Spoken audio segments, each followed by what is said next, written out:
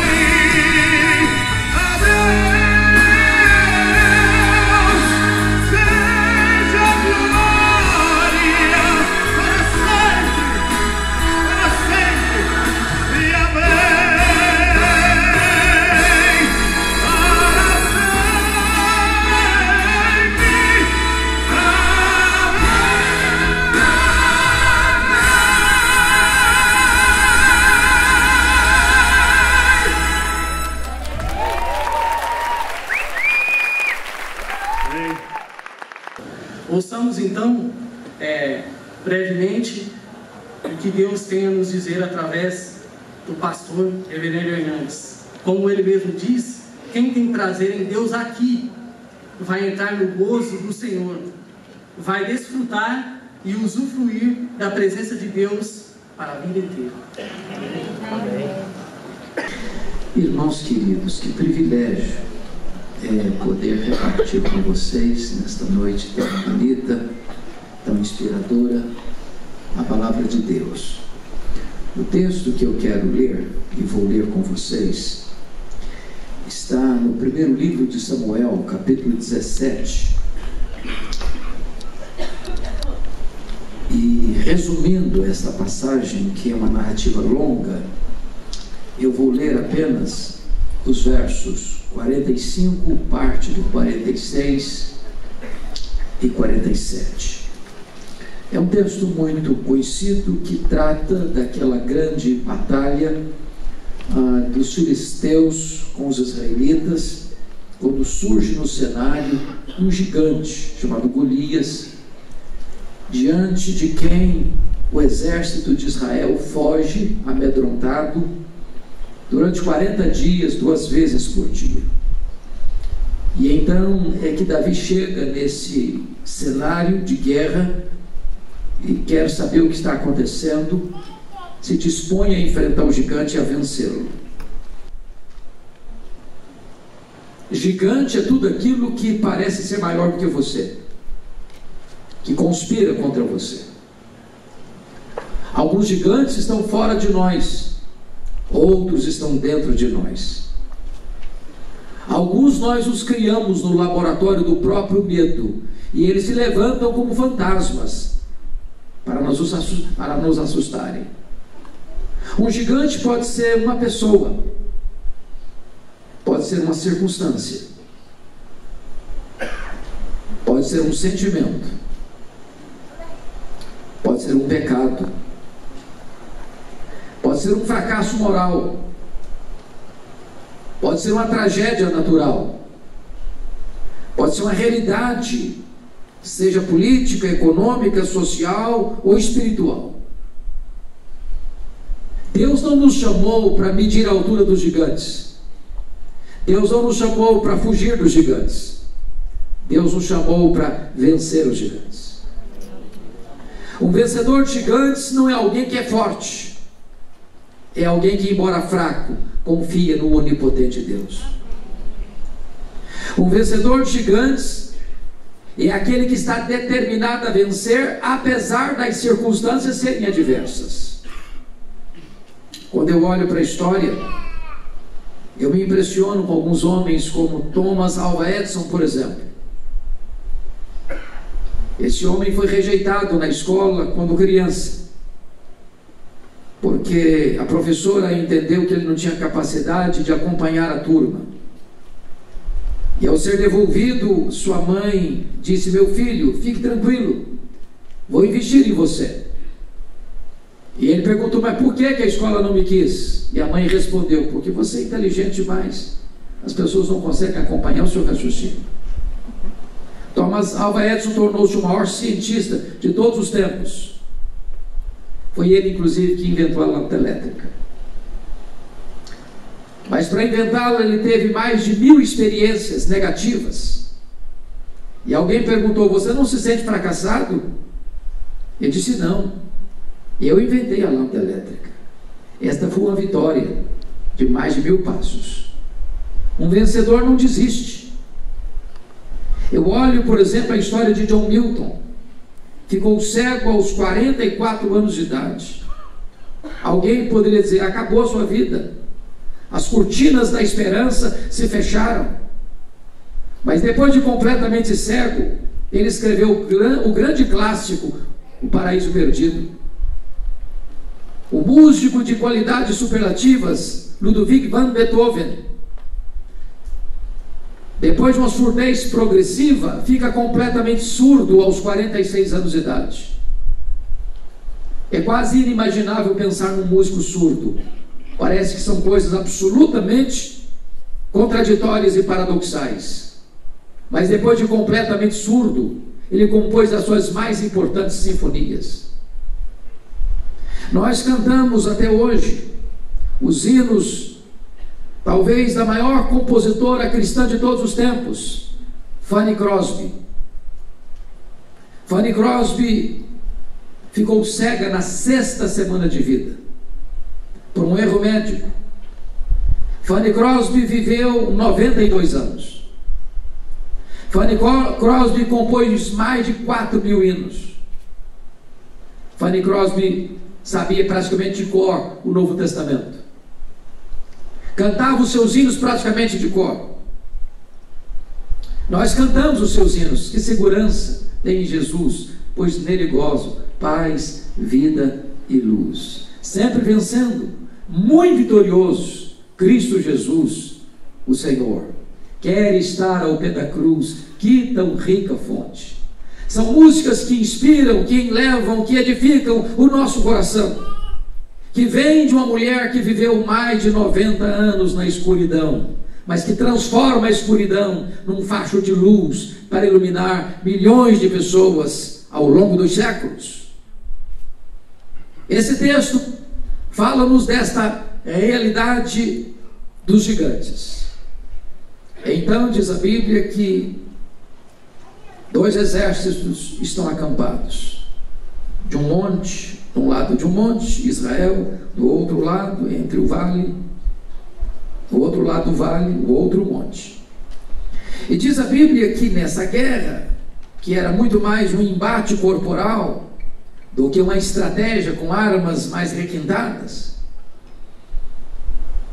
surge do lado dos filhos dos filisteus um gigante, com 3 metros de altura, trajando uma couraça que pesava 80 quilos, a ponta da sua lança pesava 8 quilos, na frente dele tinha um escudeiro, e esse homem afronta os soldados de Israel, dizendo assim: vocês não têm que lutar, dê-me um homem para lutar comigo.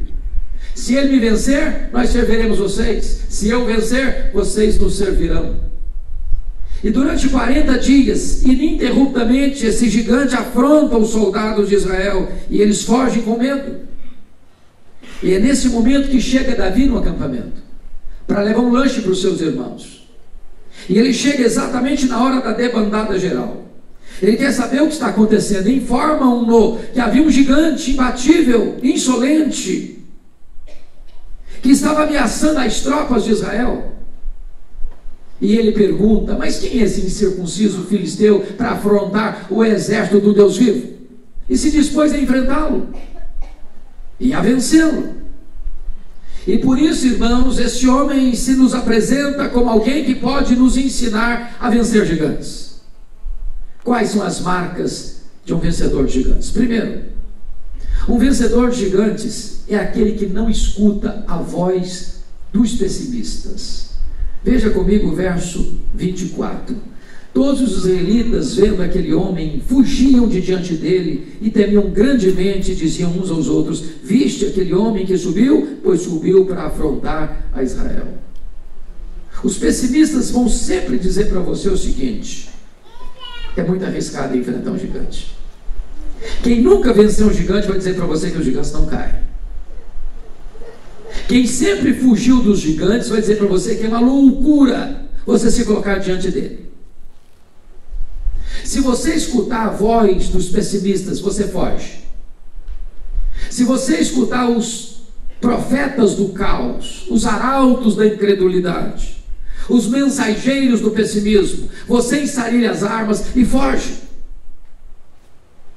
As vozes pessimistas ecoam por todos os cantos. Eles estão espalhados ao redor da nossa vida e em torno do nosso caminho para nos dizer: desista. Não é sensato, não é prudente, não é seguro você enfrentar essa situação no casamento, na família, no trabalho, na nação brasileira. É melhor você fugir, é melhor você buscar refúgio em outros recantos. A crise é grande demais, o perigo é grande demais, a ameaça é iminente demais. Se você escutar os gigantes, a crise se agrava ainda mais. Deixa eu ilustrar isso. Havia um homem que morava numa região rural, mas tinha um filho que ansiava muito ir para a cidade estudar. Eram muito pobres e o pai não tinha condições de ajudar o filho. Mas o pai, embora tivesse uma forte deficiência na visão, era uma pessoa que tinha perícia em fazer o melhor lanche da região.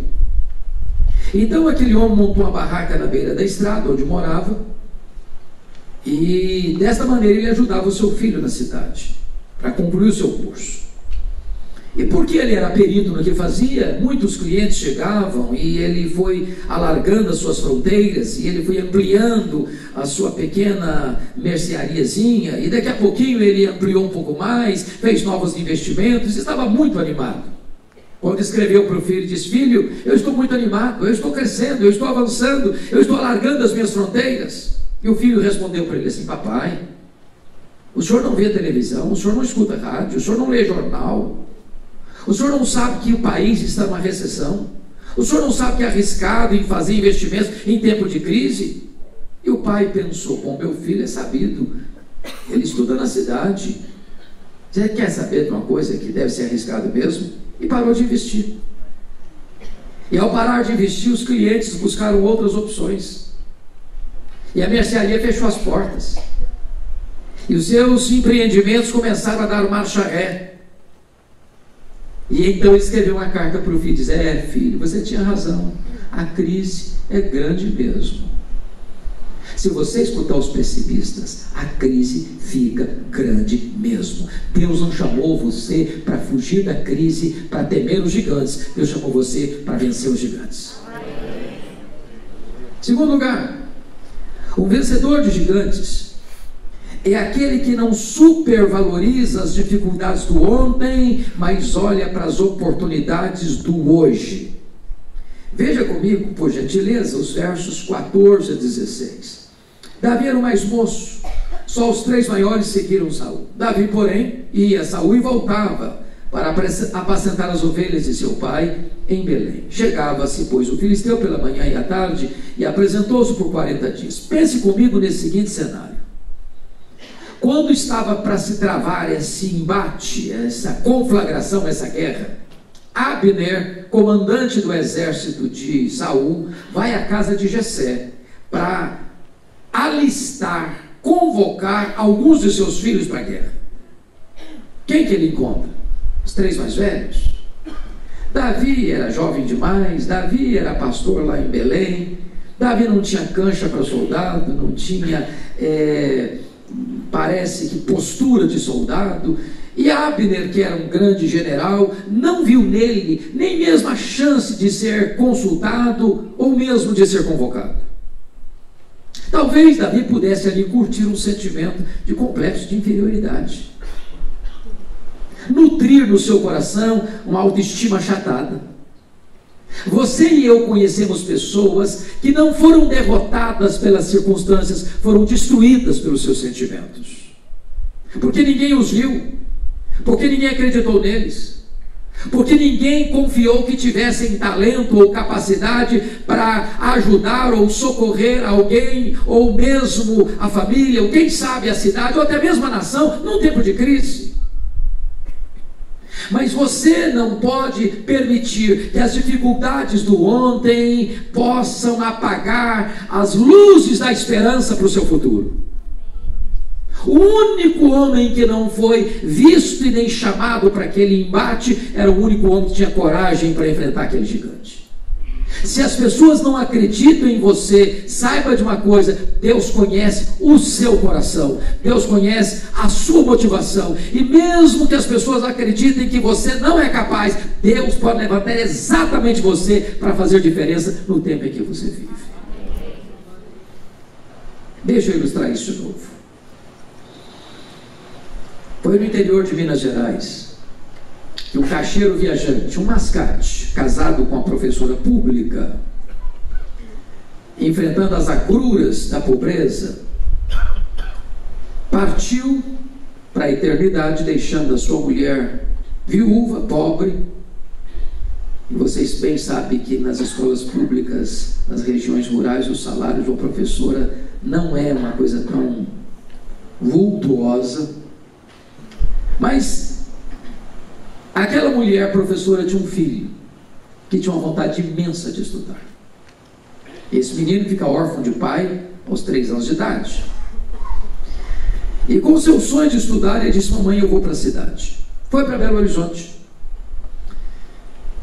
Pela sua habilidade, conseguiu fazer um curso de medicina, mas era um estudante muito pobre. Para vocês terem uma ideia, a cadeira que ele se assentava para estudar era um caixote de tomates. Quando ele terminou o seu curso de medicina, ele foi para a Europa, a França, a Alemanha, se especializar. Quando ele retorna da Alemanha, ele entra na política. Foi eleito deputado federal por 2 legislaturas, foi eleito prefeito de Belo Horizonte, governador do estado de Minas Gerais e depois presidente da República Federativa do Brasil, de 56 a 61.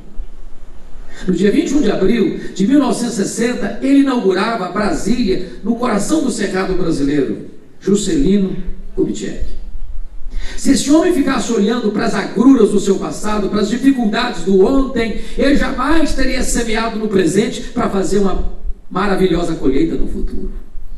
Vencedores de gigantes não olham para as dificuldades, porque vencedores de gigantes, via de regra, não nascem em berço de ouro, eles triunfam no meio da crise. Terceiro lugar, um vencedor de gigantes é alguém que primeiro triunfa sobre seus críticos. Confira comigo versos 28 a 30. Ouvindo Eliabe, seu irmão mais velho, falar àqueles homens, acendeu-se a ira contra Davi e disse: por que desceste aqui? E a quem deixaste aquelas poucas ovelhas no deserto? Bem conheço a tua presunção e a tua maldade. Desceste apenas para ver a peleja. Respondeu Davi: que fiz eu agora? Fiz somente uma pergunta. Desviou-se dele para o outro e falou a mesma coisa. Prestem atenção num fato, irmãos. Não há vitorioso em qualquer área da vida sem enfrentamento de críticos, sem lidar com críticas. O que eu acho curioso é que quem está criticando Davi com mais ferocidade é o seu irmão mais velho, e Davi é o caçula. Agora vocês bem sabem que há críticas que constroem, mas há críticas que têm um propósito: desconstruir você e matar os seus sonhos. A crítica nesse sentido dói. Agora, quando a crítica dói mais? Primeiro, ela dói mais quando ela vem daqueles que deviam estar do nosso lado e estão contra nós. Ora, se Eliabe era irmão de Davi, sangue de Davi, Eliabe devia estar do lado de Davi, não contra Davi. A crítica que dói mais não é a do estranho, é daquele que é próximo, é daquele que é íntimo. Se você estiver nesse trânsito complexo de São Paulo e alguém abrir o vidro e falar um palavrão para você, você sofre 10 segundos, dobrou a esquina, você não lembra mais, você não sabe quem é a pessoa, não sabe de onde ela vem, nem para onde ela vai. Mas se um amigo seu, ou se um membro da sua família, ou se um membro da sua igreja, ou se uma pessoa ligada ao seu trabalho critica você, isso machuca o seu coração. Segundo, a crítica dói mais quando ela vem daqueles que nos conhecem há muito tempo. Ora, se Eliabe era o irmão mais velho e Davi era o caçula, e eles eram 9 irmãos, significa uma coisa: que Eliabe viu Davi crescer, que Eliabe viu Davi se tornar homem, que Eliabe conhecia a personalidade, o caráter de Davi. Mas a despeito disso, ele critica Davi. Mas ele não critica Davi pelos seus defeitos, ele critica Davi pelas suas virtudes. O que mais incomoda seus críticos não são seus defeitos, são suas virtudes. Porque o crítico é aquele que, não tendo coragem de enfrentar a si mesmo, ele projeta os seus erros em você e critica em você o que não sabe enfrentar neles mesmos. Terceiro lugar, a crítica dói mais quando ela é contínua. Olha comigo o versículo 29, quando Davi pergunta assim para Eliabe: o que eu fiz agora? Eu só fiz uma pergunta. O que está por trás dessa pergunta de Davi e Eliabe? O que está por trás é o seguinte: o Eliabe, até quando você vai me criticar? Quando é que você vai largar do meu pé? Eliabe era um crítico contumaz. Você conhece gente assim, que parece até que tem um ministério na igreja? Ministério da crítica. Você pode fazer tudo certinho o ano inteiro, não tem uma palavra de encorajamento. Se você fizer alguma coisa que ele se sentir ofendido, aí vem a crítica. Crítica contínua, como gotejar, que cansa. Quarto lugar, sabe quando a crítica dói mais? A crítica dói mais quando ela vem envelopada em destempero emocional. Olha o verso 28. Acendeu-se-lhe a ira ao falar com Davi. Ué, mas por que o Eliabe está irado com Davi? O que Davi fez contra ele? Apenas o Davi está disposto a enfrentar o gigante de quem Eliabe e seus pares estão fugindo. Mas por que ele está irado? Por uma única razão: é o medo de que Davi receba os lauréis que ele gostaria de receber. Prestem bem atenção na psicologia humana. A Bíblia diz: alegrai-vos com os que se alegram e chorai com os que choram. Você e eu, por causa da perversidade do nosso coração, temos mais facilidade de chorar com os que choram do que nos alegrarmos com os que se alegram. Parece-nos que você e eu, à semelhança de Eliabe, temos um pouco de dificuldade de celebrar a vitória dos outros. Quinto lugar, sabe quando a crítica dói mais?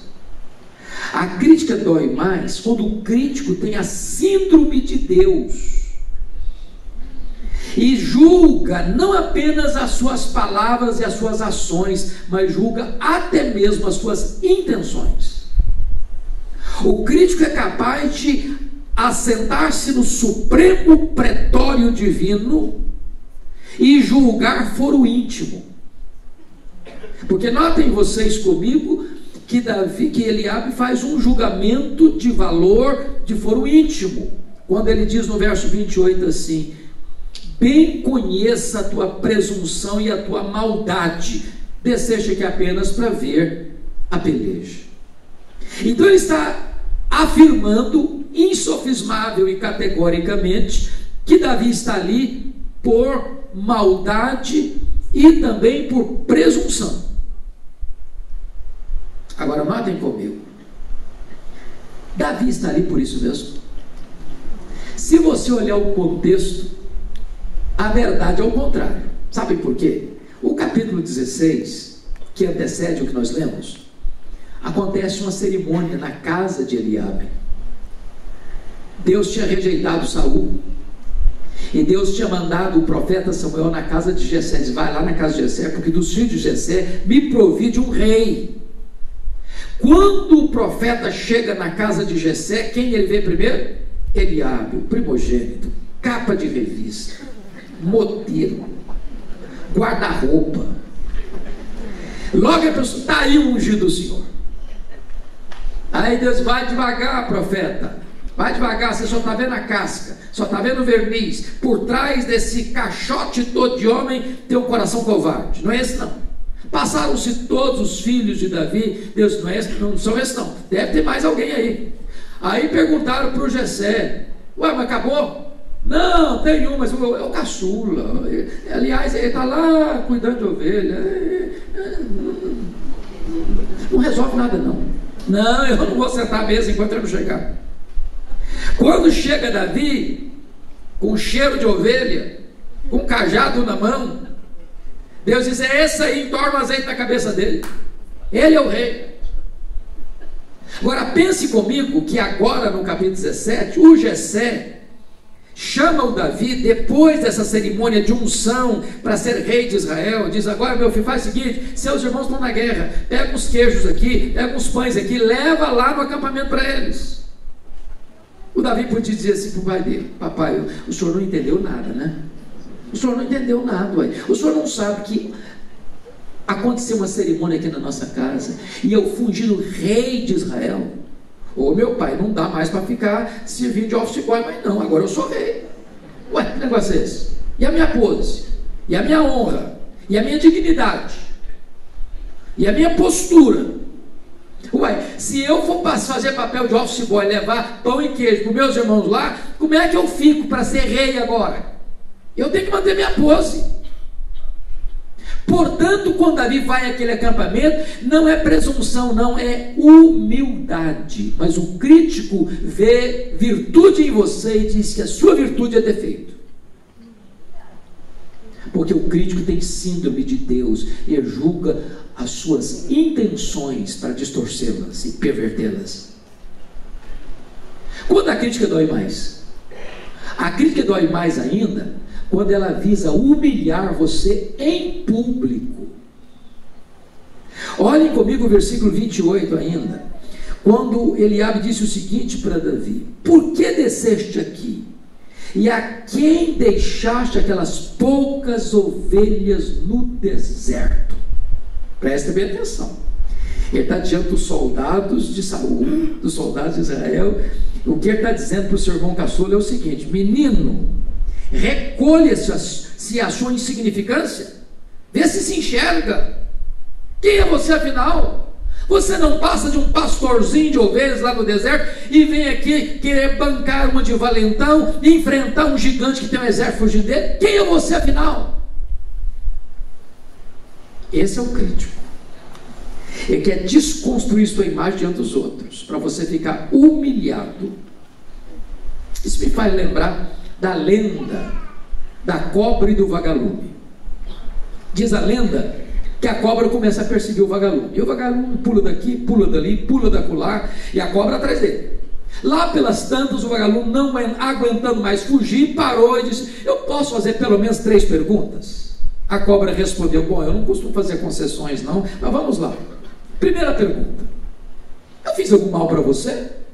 A cobra respondeu: não, você não fez mal nenhum para mim não. Segunda pergunta: eu faço parte da sua cadeia de alimentação? A cobra disse: não, você não faz parte da minha cadeia de alimentação não. Terceira pergunta: mas então por que você quer me destruir? E a cobra respondeu: porque eu não tolero ver você brilhar. Esse é o crítico. O que você vai fazer com os críticos? Davi faz a única coisa correta. Veja comigo o verso de número 30. Desviou-se dele para o outro. Deixa eu dizer uma coisa importante aqui, quer no contexto da família, quer no contexto da igreja, quer no contexto do trabalho, da convivência. Se você der ouvido aos críticos de plantão, você perde o foco, você perde a fome, você perde o apetite, você perde o sono, você perde a paz. Na verdade, o crítico quer tirar você do seu foco. Seu papel não é discutir com os críticos, o seu papel é vencer os seus gigantes. Quarto lugar, o vencedor de gigantes é alguém que se especializa no que faz. Confira comigo aí os versos 38 a 40. Saul vestiu a Davi de sua armadura e lhe pôs sobre a cabeça um capacete de bronze e o vestiu de uma couraça. Davi cingiu a espada sobre a armadura e experimentou andar, pois jamais havia usado. Então disse Davi a Saul: não posso andar com isso, porque nunca usei. E Davi tirou aquilo de sobre si. Tomou o seu cajado na mão, escolheu para si 5 pedras lisas do ribeiro e as pôs no alforje de pastor que trazia saber no surrão, e lançando mão da sua funda, foi-se chegando ao gigante. Vamos entender isso aqui.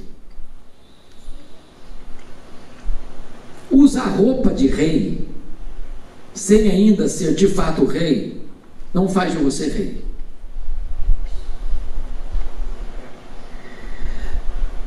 A armadura de Saul não serve em Davi. Até porque seria ridículo não pensar na cena, sabe por quê? A Bíblia diz que Saul era o camarada mais alto de Israel. Era manequim 62. Davi era 44. Sobrava armadura mesmo. Aquilo era uma tralha.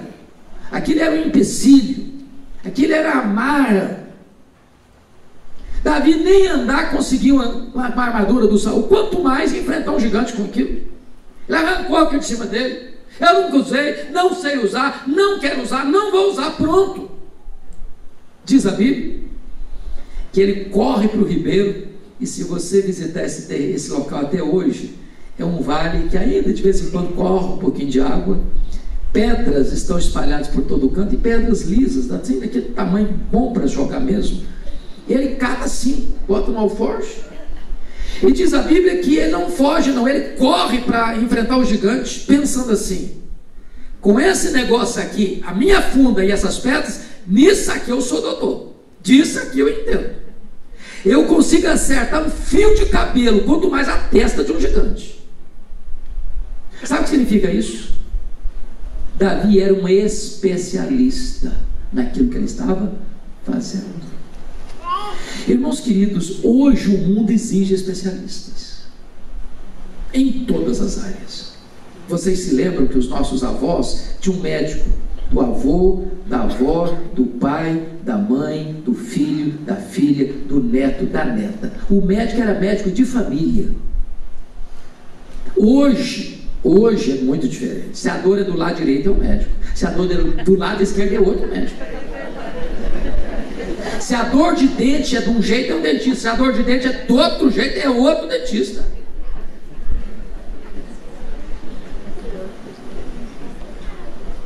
Isso me lembra a história de Henry Ford.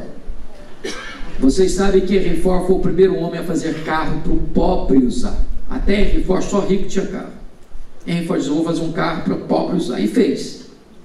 Quando ele estava montando a sua fábrica lá nos Estados Unidos, ele foi buscar a mente mais brilhante em engenharia elétrica da América.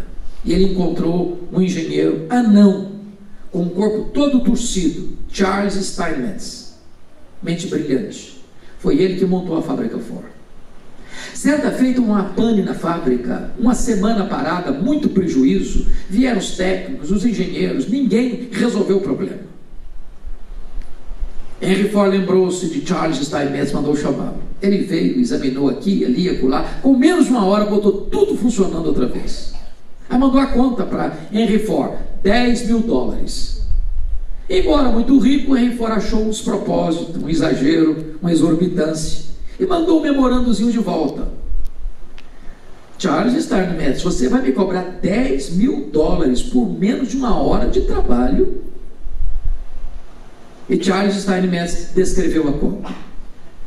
Pelo tempo gasto em mexer nos motores da sua empresa para tudo funcionar, eu vou lhe cobrar $100.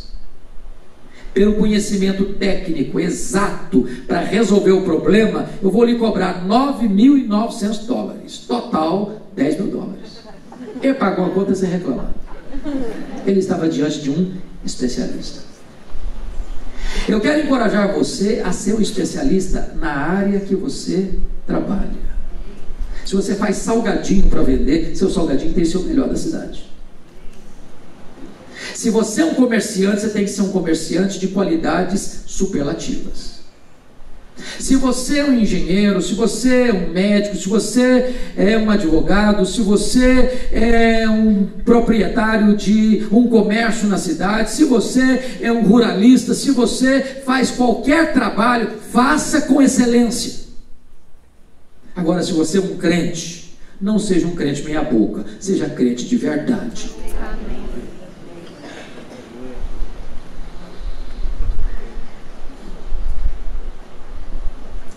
Um vencedor de gigantes ainda é aquele que reconhece que a vitória vem de Deus e toda a glória deve ser tributada a Deus.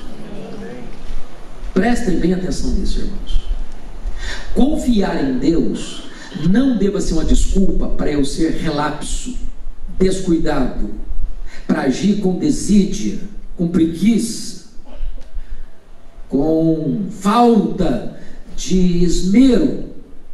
Davi era um especialista, mas quando ele vai enfrentar esse gigante, ele diz para o gigante: você vem contra mim com espada, com paus, com lança, com espada, mas eu vou contra ti em nome do Senhor dos Exércitos. É o Senhor dos Exércitos quem vai te entregar nas minhas mãos. E toda a terra vai saber, não que Davi é grande, não que Davi é guerreiro, não que Davi é poderoso, não que Davi é conquistador, mas toda a terra saberá que há Deus em Israel. Nós não podemos buscar a glória para nós, que só pertence a Deus, porque tudo vem dele, tudo é por meio dele, tudo é para ele. Toda a glória dada ao homem é glória vazia, é vanglória, é idolatria, é abominação para Deus. Um vencedor de gigantes, eu termino aqui,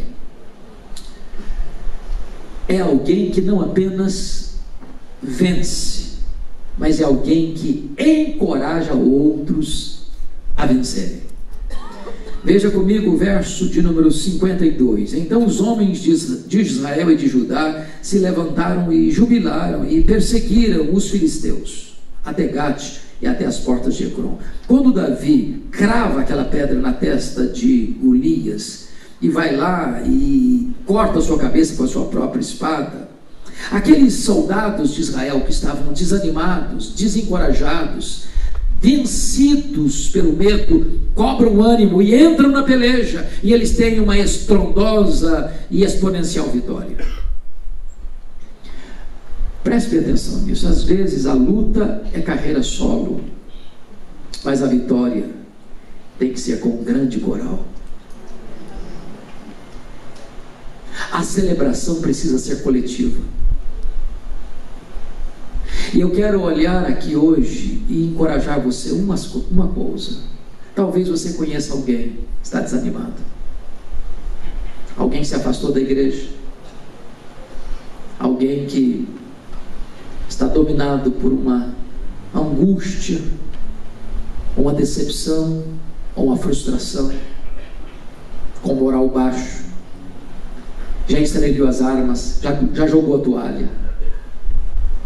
E eu quero encorajar você a se aproximar dessas pessoas, a orar por elas, a encorajá-las, a estar perto, como amigo. Porque amigo é aquele que confronta o outro em secreto e o defende em público. Amigo é aquele que chega na sua casa quando todo mundo já foi embora. Então é hora de nós sermos encorajadores, de nós não querermos louros para nós, mas distribuirmos a bênção da vitória para outras pessoas, para que elas tenham a mesma experiência, a mesma fé, a mesma confiança no Deus Todo-Poderoso. E eu quero concluir a minha fala trazendo à memória esclarecida de vocês um fato do mundo esportivo que mexeu com o mundo inteiro. Foi numa Paralimpíada em Seattle, nos Estados Unidos. A última apresentação esportiva foi no grande estádio lotado, e era a corrida das moças, claro, especiais. Era uma Paralimpíada. E então aquelas moças entraram para a pista de corrida, estádio aplaudindo efusivamente, e havia aquelas que tinham melhores condições de ganhar, estavam cotadas para receber medalha de ouro, de prata, de bronze. E quando elas começaram a correr, aquela que tinha a maior probabilidade se destacou, se distanciou das demais, e o estádio inteiro começou a aplaudi-la efusivamente, encorajando-a a prosseguir e a ganhar a medalha de ouro. Mas, para surpresa daquela grande multidão, ela tropeçou e caiu. Imediatamente o estádio volta os seus aplausos para aquela que vinha em seguida, para que ela passasse, para que ela conquistasse a medalha de ouro. Mas, para surpresa da multidão, aquela que vinha em seguida, ao ver a outra no chão, parou a corrida, estendeu-lhe a mão e a puxou e a levantou. O gesto tocou as demais, e as outras foram chegando, e todas elas, quebrando o protocolo da Olimpíada, deram as mãos. E todas, de mãos dadas, correram rumo à reta de chegada. Quebraram o protocolo, mas impactaram o mundo. Impactaram o mundo, passando a seguinte lição: as lições ou as vitórias mais doces são aquelas que nós as compartilhamos com outras pessoas. Você nunca é tão grande como quando você se abaixa para socorrer alguém e levantar essa pessoa e dizer: vamos juntos, estou do seu lado, vamos caminhar rumo à vitória. Que nesta noite Deus levante aqui vencedores de gigantes. Que nesta noite Deus levante gente que ouse crer em Deus e saber que Ele é o Todo-Poderoso, que reverte situações humanamente impossíveis. Que nessa noite todos nós possamos olhar para aquele que é o vencedor invicto de todas as batalhas, Jesus Cristo nosso Senhor, aquele que lá na cruz alcançou a mais expressiva vitória, que derrotou principados e potestades, e que entrou dentro da morte para matar a morte e triunfar sobre ela, arrancando o seu aguilhão. Aquele que ressuscitou gloriosamente como vencedor invicto da morte, e Ele é aquele que nos conduz em triunfo. Ele é aquele que nos toma pela mão, nos guia com o seu conselho eterno e depois nos recebe na glória. Jesus é a nossa vitória. Dele vem a nossa maior vitória. A vitória sobre o pecado, a vitória sobre a carne, a vitória sobre o diabo, a vitória sobre o mundo. Em Cristo nós somos mais do que vencedores. A Ele toda a glória. Aleluia.